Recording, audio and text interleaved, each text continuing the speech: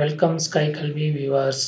இந்த வீடியோவில் என்ன பார்க்க போகிறோம் அப்படின்னு பார்த்தோன்னா, இஃப் ஸ்டேட்மெண்ட் வந்து எப்படி நம்ம பைத்தானில் ஒர்க் பண்ணலாம் அப்படின்றத நம்ம பார்க்கலாம். முதல்ல சிண்டெக்ஸ் இஃப் ஸ்டேட்மெண்ட்னா எப்படி இருக்கும் நம்ம மற்ற லாங்குவேஜ் படித்தவங்களுக்கு நல்லாவே தெரியும். ஆனால் பைத்தானில் சின்ன டிஃப்ரென்ஸ் இருக்குது. இங்கே கார்லி பிரேசஸ் யூஸ் பண்ண மாட்டோம். கார்லி பிரேசஸ்க்கு பதிலாக கோலன் வைப்போம். அதாவது இஃப் கண்டிஷன் நம்ம என்ன கொடுக்கணும் கொடுத்துட்டு லாஸ்ட்டாக கோலன் வச்சுட்டு என்ட்ரு கொடுத்து நமக்கு எவ்வளோ ஸ்டேட்மெண்ட் அந்த கண்டிஷன் ட்ரூவாக இருந்தால் என்னென்னலாம் ப்ராசஸ் பண்ணணும்னு நினைக்கிறோமோ அந்த கோடிங்கை எழுதிட்டு பேக் வந்துட்டோம் அப்படின்னா அந்த இஃப் கண்டிஷன் வந்து ரன் ஆகும்.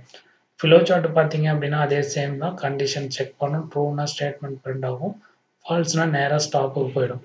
ஓகே, இதை வச்சு நம்ம ஒரு ப்ரோக்ராம் போட்டு பார்க்கலாம்.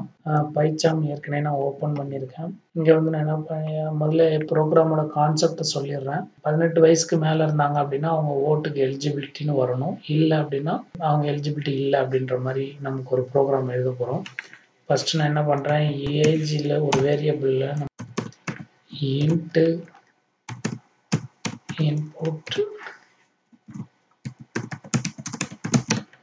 enter your age.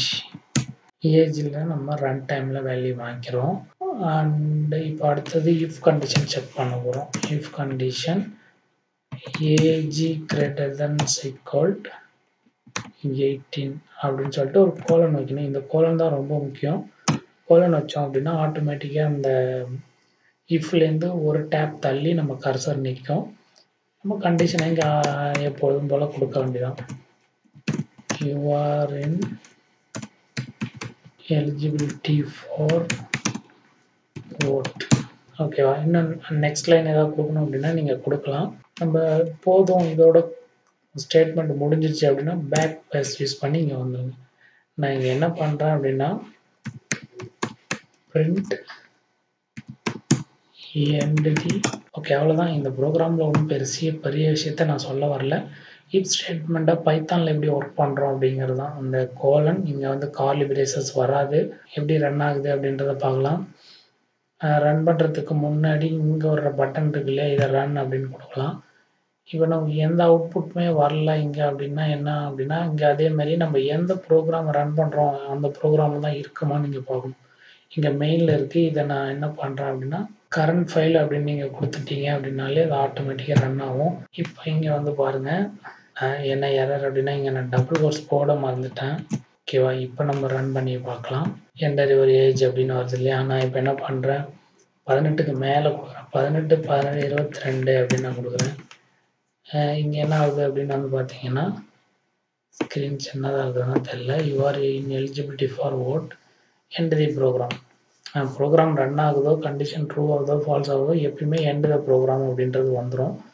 சரி, நான் இப்போ இன்னொரு வாட்டி அகைன் ரன் பண்ணுறேன். என்ன அப்படின்னா 10 அப்படின்னு ஏஜ் 10ன்னு கொடுக்குறேன். இப்போ என்ன ஆகும், எண்ட் த ப்ரோக்ராம் அப்படின்றது மட்டும் வரும். ஏன்னா அந்த கண்டிஷன் ட்ரூ இல்லை, அதனால் அந்த ட்ரூ பிளாக்ல இருக்கிற ஸ்டேட்மெண்ட் வந்து ஒர்க் ஆகாது. ஸோ இதுதான் வந்து நம்ம இஃப் ஸ்டேட்மெண்ட் அப்படின்னு சொல்கிறோம் பைத்தானில். ஸோ இதில் ஒன்றும் பெருசாக சொல்கிறதுக்கு இல்லை, எல்லாருமே லாங்குவேஜ் படித்தவங்களுக்கு தெரியும். இருந்தாலும் இந்த கான்செப்ட் நம்ம டுட்டோரியலில் மிஸ் பண்ணக்கூடாது அப்படிங்கிறதுக்காக இந்த வீடியோ போட்டிருக்கேன். ஸோ இதில் யாருக்கும் எந்த டவுட்டும் வராது. அப்படி வந்தால் கமெண்ட் பண்ணுங்கள். நெக்ஸ்ட் வீடியோவில் நெக்ஸ்ட் டாப்பிக்கோடு நான் உங்களை மீண்டும் சந்திக்கிறேன். நன்றி.